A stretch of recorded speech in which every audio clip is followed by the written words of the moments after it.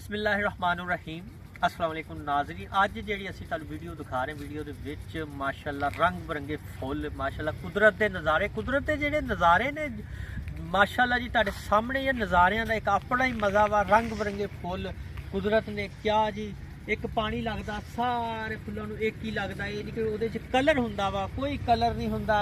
Colour जिहड़ा B लगदा उहदे विच भी कोई कलर नहीं हुंदा। जमीन दे विचों जिहड़ी भी चीज़ निकलदी आ कुदरत दा एक अपना ही निज़ाम आ। हर चीज़ मुख्तलिफ हुंदी आ। देख लो जे बीज जिहड़ा बीजना उही उगना वा, फिर जिहड़ा उत्ते फुल लगना फल लगना उही लगना वा फल। ये नहीं कि उहदे ते होर वैरायटी लग गई पानी सारे पौधों नू एक ही लगता। तो अल्लाह ताला दे नज़ारे ने जी कुदरत के नज़ारे आ, देख सकते हो किस तरह महक रहे हैं तो किस तरह चमका मार रहे हैं फुल। देखो रंग बिरंगी जी क्यारियां दे विच जिहड़े फुल लगे हुए माशाअल्लाह जी। अल्लाह ताला दी ये जिहड़ी कुदरत आ इहदा कोई कहंदे ना फबियाला रब्बी कुमा तो कदसी बान तुसीं समझ तो गए ही अक्सर सूरज रहमान सुनी होगी।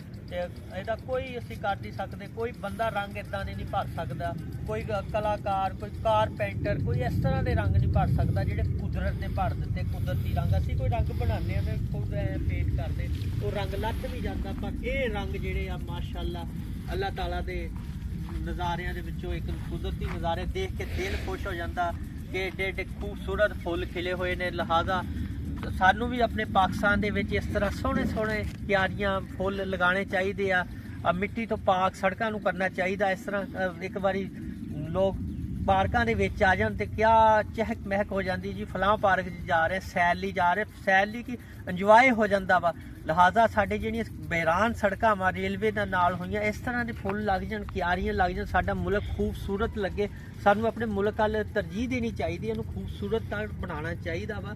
अल्लाह ताला दे माशाअल्लाह बेशुमार जिहड़ियां आह चीज़ां वा इहदे तो सानू फायदा हासिल करना चाहिए। साडे जिहड़े इह फायदे ते नाल ही साडा मुल्क भी खुशहाल होगा। इस तरह के होणगे लोग बाहरों आणगे देखण लई कि तुहाडा मुल्क माशाअल्लाह मुख्तलिफ वैरायटियां इत्थों असीं बाहर जाण चीज़ां ते लिहाजा इहदे नाल ही सानू इहदे ते तरजीह देनी चाहिए। साडी हुकूमत नूं भी सोचना चाहिए जिहड़े टैलेंटेड आ माली आ जिहड़ा इन्ना वर्क करदे आ जी सुबह तो शाम तक पानी लांदे आ, इन्हों भी सानू एप्रीशिएट करना चाहिए वा। ये नहीं देखते कि अज धुप निकली आ धुप नहीं निकली धुंध पई आ, इन्होंने अपना वर्क इन्हों की बहुत मेहनत होंदी है। कि पौधे नू जिस तरह एक बाप अपने बेटे नू पालदा ना इस तरह पौधे नू बड़े तरीके दे नाल देखभाल करते आ, फिर ही जाके एक पौधा तैयार होंदा वा।